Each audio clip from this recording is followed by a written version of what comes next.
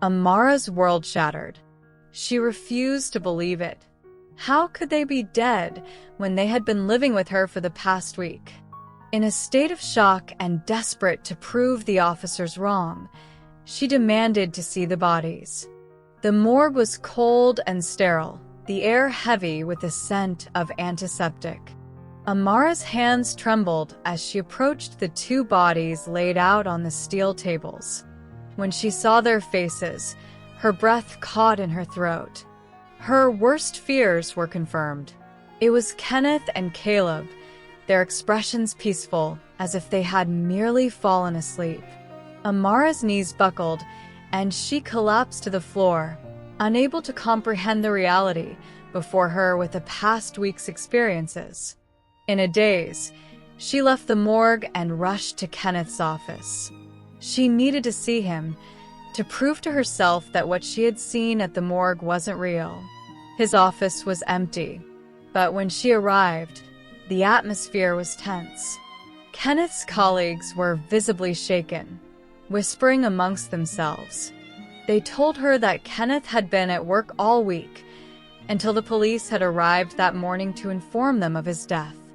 When they went into his office, he wasn't there. It felt like he had vanished, as if he had never been there. Hello, everyone. You're welcome to my channel. Please subscribe and like. It would really mean a lot to me. Thank you. Now back to our story. Kenneth had always been a family man. He cherished every moment spent with his wife, Amara, and their teenage son, Caleb. Life had taken him to different places due to his work, and the demands of his job kept him away from home more often than he liked. So, when the one-week holiday came around, Kenneth was overjoyed at the opportunity to spend quality time with his family again. Caleb, a lanky, bright-eyed boy, was eager to escape the confines of his boarding school. He had just returned home for the midterm holidays, bubbling with excitement as he recounted his school experiences. Kenneth, eager to make the most of their time together, suggested a visit to his sister, Auntie Ada, who lived in a nearby town. He saw this as the perfect time to bond with his son. Auntie Ifechi had always been a warm, loving figure in their lives, and Kenneth knew the visit would be a delightful change of pace. Amara was uncertain at first, worried about them making the trip during the holiday when the roads were crowded. But Kenneth reassured her. It was just a short drive, and they promised to be back before sunset. The day of the trip was bright and sunny, with a gentle breeze sweeping through the town as Kenneth and Caleb set off. The roads were alive with the energy of people traveling for the holidays, and the drive was filled with light-hearted conversations and laughter as they drove through the familiar landscape.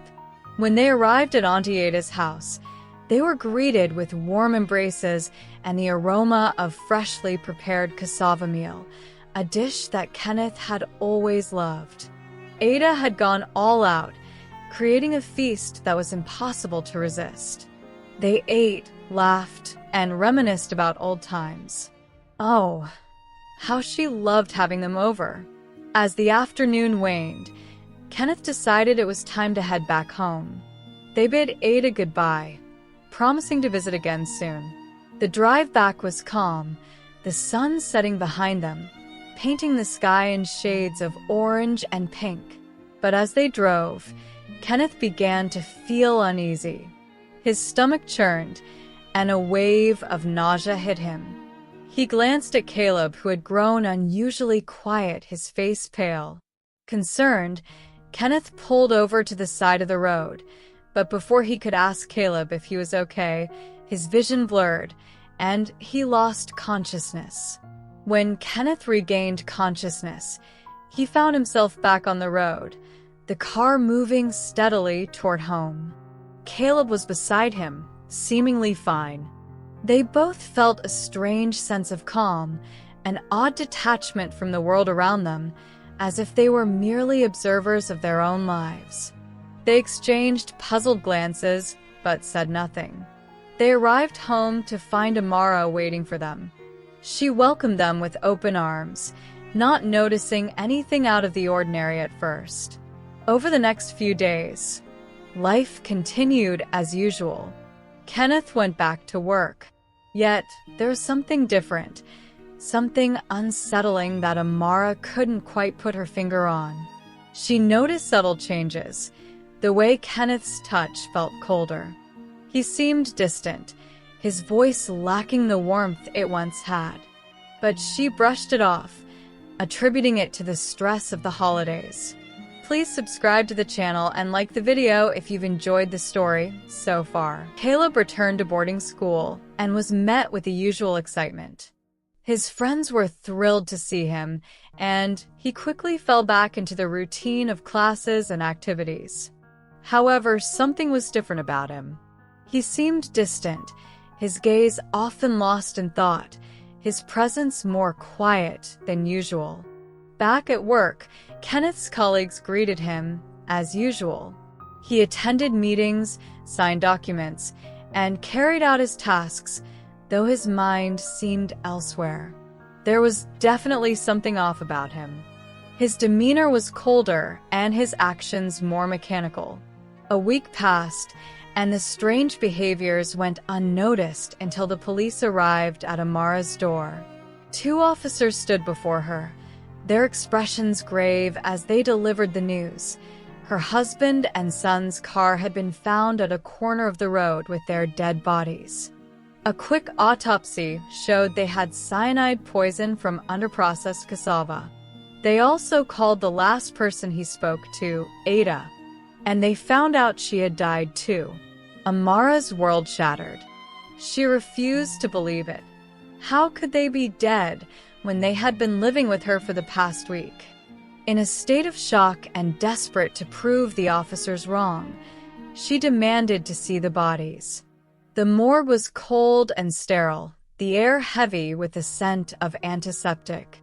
Amara's hands trembled as she approached the 2 bodies laid out on the steel tables. When she saw their faces, her breath caught in her throat. Her worst fears were confirmed. It was Kenneth and Caleb, their expressions peaceful as if they had merely fallen asleep. Amara's knees buckled, and she collapsed to the floor, unable to comprehend the reality before her with the past week's experiences. In a daze, she left the morgue and rushed to Kenneth's office. She needed to see him, to prove to herself that what she had seen at the morgue wasn't real. His office was empty, but when she arrived, the atmosphere was tense.